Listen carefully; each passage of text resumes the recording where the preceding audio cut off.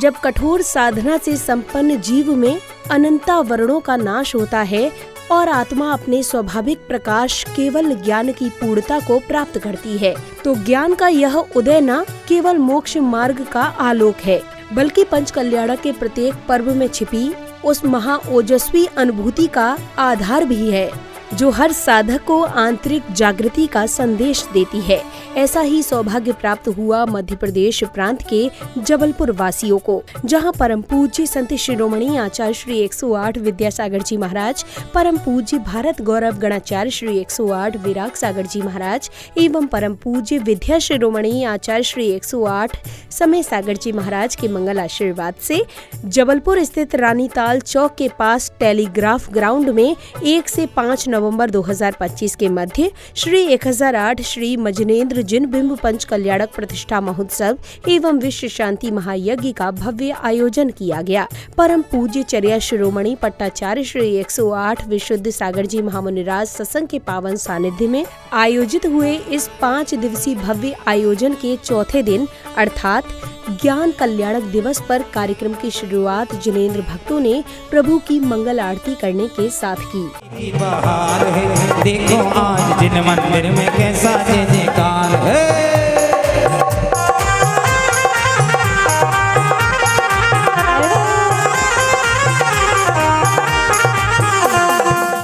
मंगल आरती करने के उपरांत श्रावक श्राविकाओं ने मंत्रोच्चारण के मध्य अर्घ्य समर्पित किए और हर्षोल्लास के साथ झूमते थिरकते हुए गुरुवर के प्रति अपने भक्ति भाव प्रकट किए। स्वस्ति श्री अजंता श्री संभव स्वस्ति स्वस्ति श्री श्री कृष्ण स्वस्ति स्वस्ति श्री शीतला श्री श्रीयाम स्वस्ति स्वस्ति श्री वासुपुजा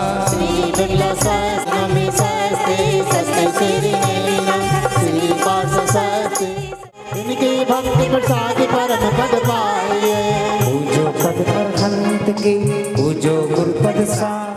ओम ह्रीं श्रीदेव शास्त्रगुरुभ्यो जन्म जरा मृत्यु विनाशनाय जलम निर्वपामि। बागों में खेले रे बुनवा, बागों में खेले रे बुनवा। पहली बार देखा मैंने जलवा, हाँ मैंने जलवा, बागों में खेले रे बुनवा। दादा तेरा नाम आया,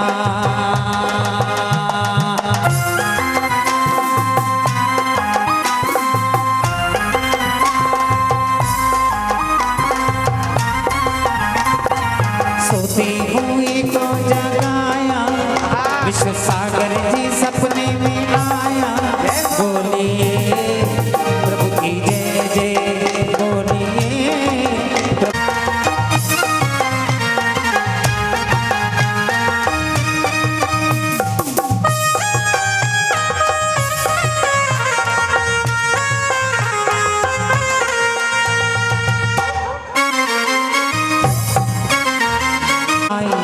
जबलपुर में आए रे आए। पति प्राप्त जय माला महाअर्घ्यं निर्वपामि। ओम ईशान हाथ पराक्रमाय सिद्ध चक्राधिपति श्री सिद्धपामि शिव नमः अर्घ्यं निर्वपामि।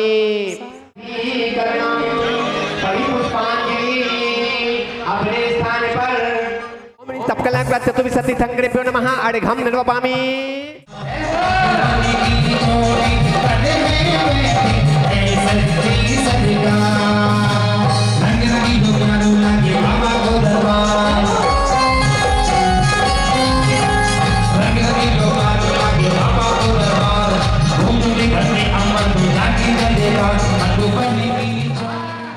इसी क्रम में जैन अनुयायियों ने प्रतिष्ठाचार्य जी के निर्देशन में मंत्रोच्चारण के मध्य मंडल जी पर अर्घ्य सहित श्रीफल आदि अर्पित कर अपने कषायों का शमन किया।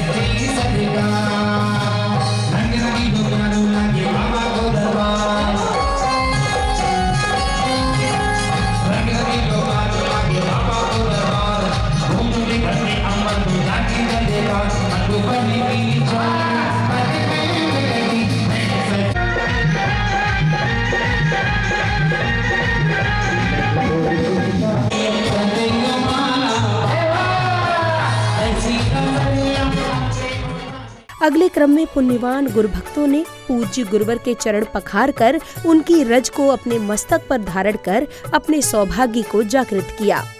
पूजन वंदन अर्चन करते समरूपी भगवान का। पाद प्रक्षालन के उपरांत कार्यक्रम में पधारे विशिष्ट जनों का माला पहनाकर एवं स्मृति चिन्ह भेंट कर स्वागत अभिनंदन किया गया।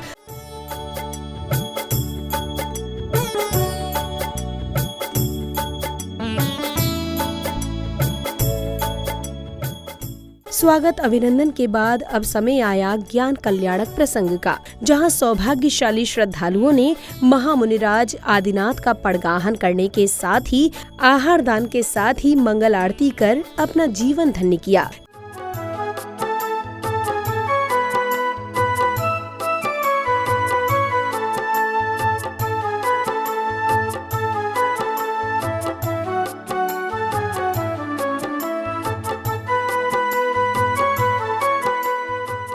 कार्यक्रम की अगली कड़ी में पूज्य गुरुवर ने संघ सहित नवीन प्रतिमाओं में संस्कार रोपित किए।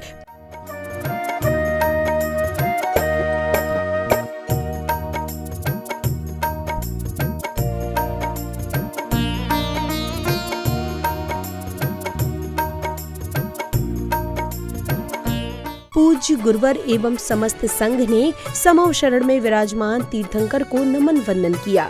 तत्पश्चात श्रावक श्राविकाओं ने भक्तिभाव के साथ समव शरण पर कलश स्थापना कर मंगल कामना की। अगले क्रम में पुण्यवान श्रावक श्राविकाओं ने समव शरण का अनावरण किया और साथ ही पूज्य गुरुवर के पाद प्रक्षालन कर धर्म लाभ अर्जित किया। पूजन वंदन अर्चन करते समरूपी भगवान का। पूजन वंदन अर्चन करते समरूपी भगवान का। अगले चरण में समव शरण में गणधर के रूप में संघ सहित विराजमान पूज्य गुरुवर ने समस्त प्राणियों को दिव्य देशना देकर उनके जीवन के कल्याण का मार्ग प्रशस्त किया और साथ ही पूज्य गुरुवर ने जैन उपासकों की जिज्ञासाओं का समाधान भी किया। पर्यायों में उत्पन्न होता है, जीव वही रहता है। आज तक एक भी द्रव्य अधिक नहीं हुआ, एक भी द्रव्य कम नहीं हुआ। हर्ष विषाद जीव की अज्ञान दशा है। जो वस्तु यहाँ पर सत है वही वस्तु अन्य जगह असत है। जब वहाँ पर सत होगी यहाँ पर असत हो जाएगी, लेकिन वस्तु की सत्ता का विनाश नहीं है। जो जीव आज जबलपुर में है, जब तक जबलपुर में जी रहे तब तक जबलपुर में है। यहाँ से मरण करके अन्य जगह पहुँचेंगे, जीव उतने ही हैं। उनकी संख्या न कम है न अधिक है। आज जो मंडप में है उनका घर में अस्तित्व नहीं है। जिनका घर में अस्तित्व है उनका इस मंडप में अस्तित्व नहीं है। यहाँ पर उनका न अस्तित्व है, घर में अस्तित्व है। जैसी अवस्था क्षेत्रांतरित होता है, अवस्थांतर कालांतर होता है, पर्यांतर होता है, लेकिन द्रव्य द्रव्यांतर नहीं होता। जीव कभी अजीव नहीं बन सकता, अजीव कभी जीव नहीं बन सकता। ये त्रिकालिक सत्य है। इसलिए कारण कार मीमांसा में एक ही कार्य नहीं है, कार्य अनंत है तो कारण भी अनंत है।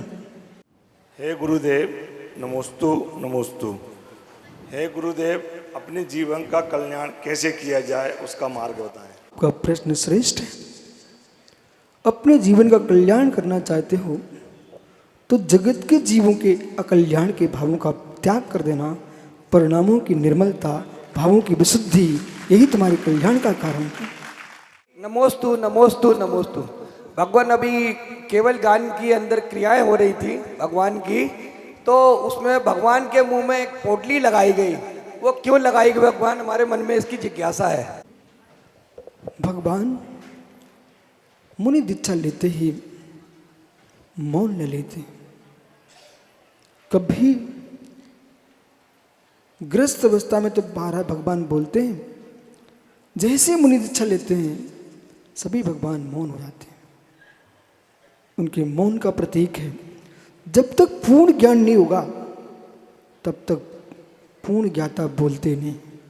प्रमाणित पुरुष सीमित बोलता है, प्रमाणित पुरुष पूर्ण ज्ञान को प्राप्त करके बोलता है।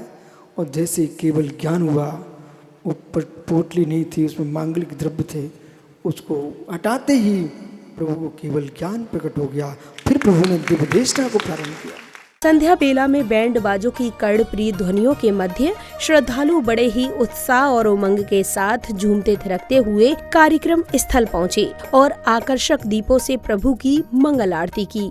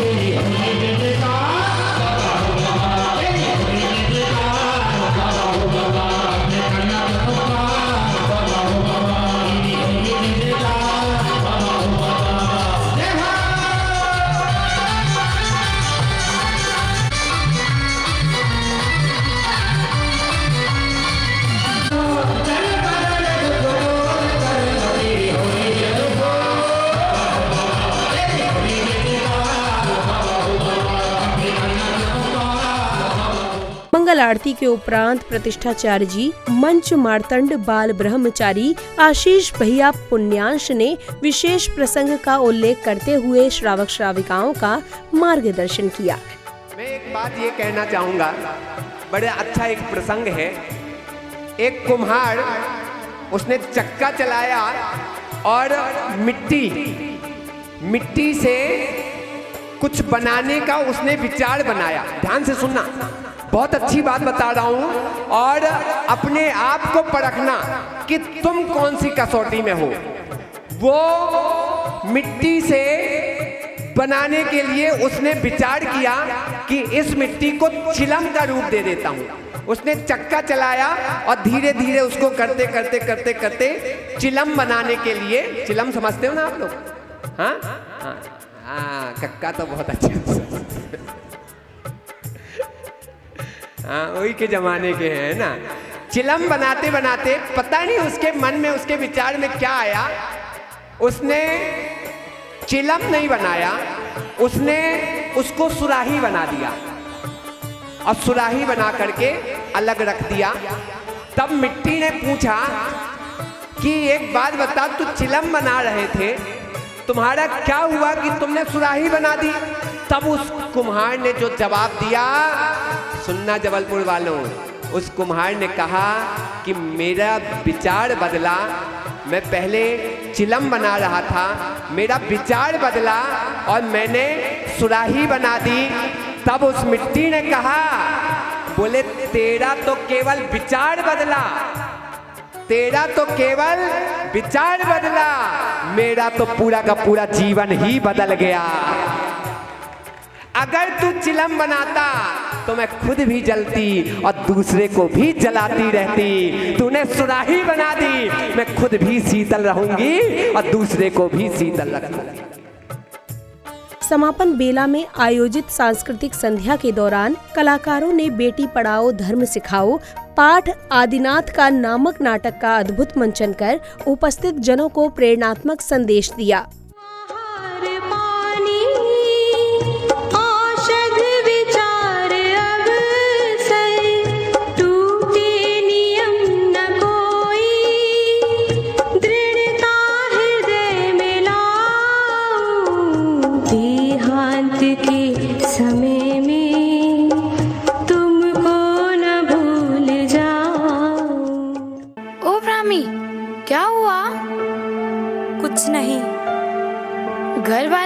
बात हुई ना। छोड़ ना, किसी को हमारी कोई परवाह ही नहीं है।